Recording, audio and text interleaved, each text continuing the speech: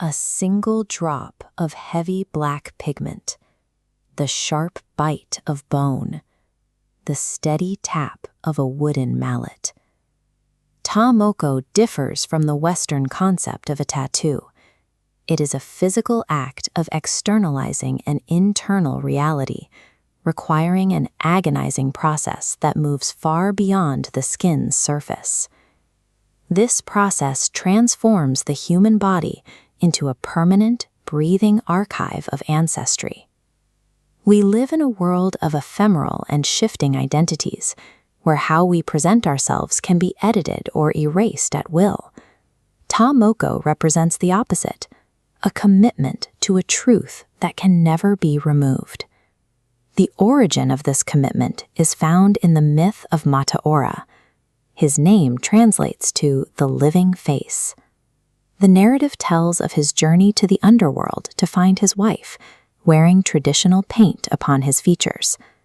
The inhabitants of the underworld, whose faces were deeply engraved, mocked him. They saw his painted face as a superficial facade, a cowardly mask that could be smudged and wiped away by a single hand. Aotearoa allowed his father-in-law, Uetonga, to wipe the paint from his skin. In its place, Uetonga introduced the permanent, agonizing carving of bone chisels. By trading temporary paint for permanent carving, Aotearoa established the philosophical baseline of Maui identity. It suggests the face only truly lives when it is inscribed with its history. This is the ontological carving, the moment the self becomes inseparable from its story. Creating the pigment known as wainarahu required a ritualized chemical alchemy that utilized the unique resources of the New Zealand environment. Practitioners burned the resinous heartwood or the awewhito caterpillar. This soot was bound with saps, creating a stable, dough-like mass.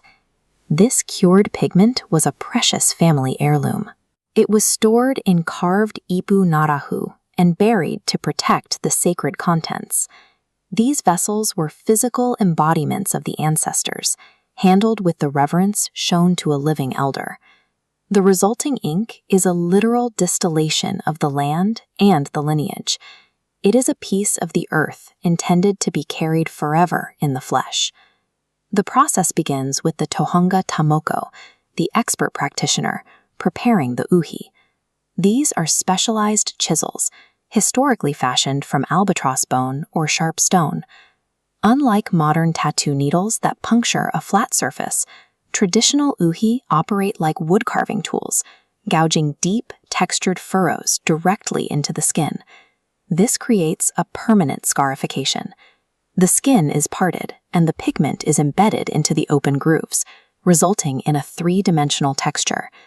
Enduring this physical trauma without flinching is a required proof of mana, an individual's spiritual power and authority. It demonstrates a readiness to carry the weight of one's history. The recipient is supported by their community through moteate, or traditional chants.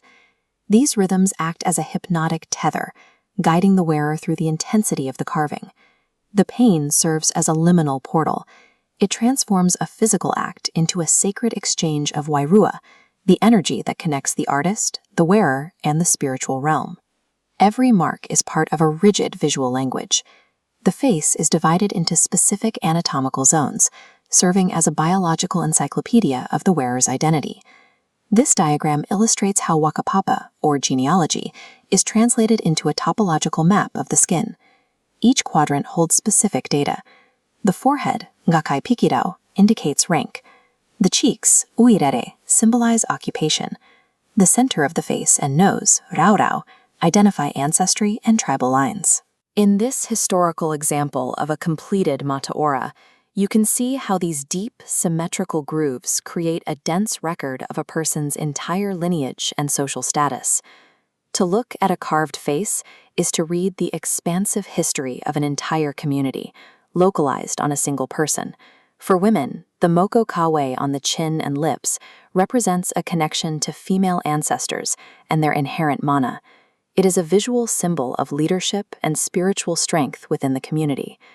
The carving process strips away the ego and fosters a state of total, lifelong humility. Because the wearer's history and truth are now visible to everyone, there is no longer a need to speak for themselves.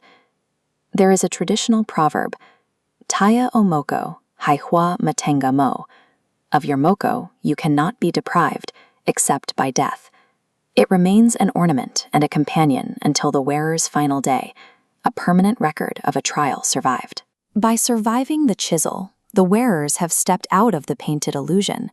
They carry their archive into the future, transformed into permanent, living ancestors.